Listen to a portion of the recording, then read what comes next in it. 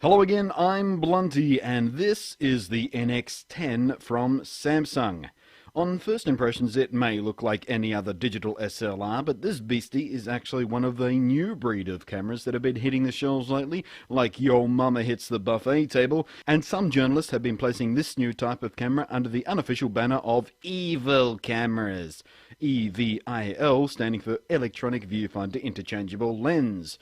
The idea here is to give the user all the power and flexibility of a traditional DSLR, but cut way back on the bulk, weight and complexity by removing a bunch of moving parts like the pentaprism and mirror intrinsic to an SLR camera. Like taking your fat mama to get some liposuction. There are already some terrific reviews up about this camera elsewhere on the web focusing on the photographic abilities, but this being YouTube and me being a video guy, I'm going to be taking a closer look at the high-def video capabilities. But we'll get to that in a moment. First, let's take a stroll around the hardware. As you can see, the camera is significantly slimmer than your average DSLR, but aside from that, it's laid out very much like its mirror-based brethren. Up top you've got your hot shoe mount, pop-up flash, mode dial, control wheel, power switch and shutter button. Around the back you've got a very vivid and crisp 3-inch AMOLED screen, which is gorgeous. But then again, so is the AMOLED screen on just about any piece of Samsung gear you'll pick up these days. I'm starting to take it for granted, actually. Like your mama! And of course there's the usual collection of buttons. The image sensor inside is the same size you'll find on DSLRs. It sucks in 14.6 megapixel photos. Sorry, megapixel. Pretzel. What was I thinking? I must be hanging around with your fat mama too much. And it stores them on the ubiquitous SD and SDHC memory cards. The menu system is one of the best I've used on a camera of this type. It's simple, logical and intuitive, and unlike some cameras, you won't have to dig through a stupid, clumsy maze of sub-menus just to get anything done. It's fast and easy, like your mama. If you are used to shooting with a DSLR, the first thing you'll notice about it when you pick up the NX10 is how much lighter it feels in your hand. As I mentioned, the screen is beautiful, but if you're the type of shooter who prefers eyeballing the viewfinder, no worries, there's a sensor just below the eyepiece which senses the proximity of your greasy face and automatically switches on the electronic viewfinder and kills the main screen. So there's no fuss, no think operation and switching here. On, off, on, off, on, off. Easy. However, if you're wearing glasses, whether they be shades or corrective, it can get a bit confused, which can get a little bit annoying, like your mama. In use, the camera is fast and relatively easy. Power on time is so fast it may as well be instant, which is bloody fantastic, because a lot of DSLRs take a little while to warm up. And the autofocus across all three lenses I tested seemed unusually nippy to what I'm used to on an SLR type camera too. It's fantastic. When taking stills, it feels and shoots a lot like my old Nikon I had, but everything is faster and easier. The shots it spits out are crisp and clear with very little noise, the colours are natural and not oversaturated, and even with the 30mm pancake lens I couldn't spot any lens distortion.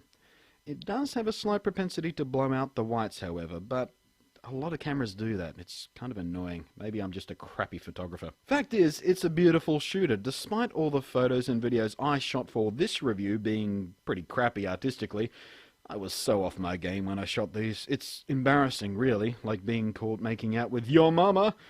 But hey, we're here to talk about the camera, not my failings as an artist and mother lover. Now, as far as shooting video, it lays down a 720p MP4 file, as you may expect. The audio, however, is mono only, and there's no input for an external microphone. The audio is acceptable, but not great, and if you're adjusting focus manually or using zoom, quite a lot of noise from the lens mechanics is recorded, which is annoying. It's like when your mama tries to sit her fat ass up. So if you're shooting something where you're going to need the live audio, you're going to want a separate field recording setup. So what's the real benefit of shooting video on a camera like the NX10 as opposed to a dedicated video camera? Well, it's moderately complex optical physics here, but long story short, and dumbing it down for you guys, the very large image sensor size, and we're talking many times the size of the average consumer video camera image sensor here, and the flexibility of interchangeable lenses mean you can get shots that are very difficult, if not impossible, with a regular consumer video camera.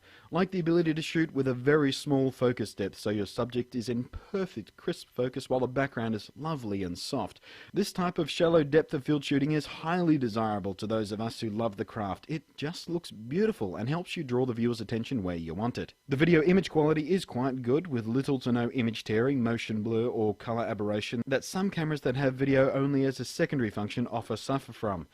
There is some evidence of jagged edges, but it seems to lack a bit of sharpness overall, especially compared with the crispy photos it takes. But truth is, this camera isn't aimed at pro shooters, and it certainly doesn't carry a pro price tag. Depending on what lens kit you get, prices at the time of publishing this review start well under 900 Aussie dollars.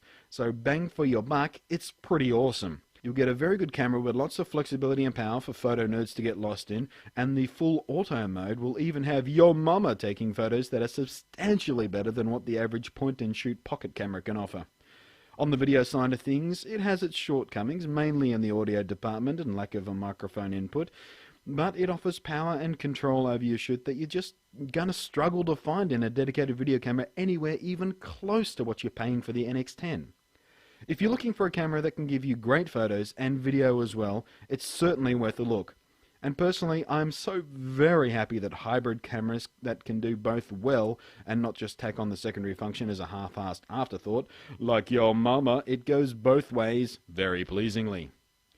Catch you next time.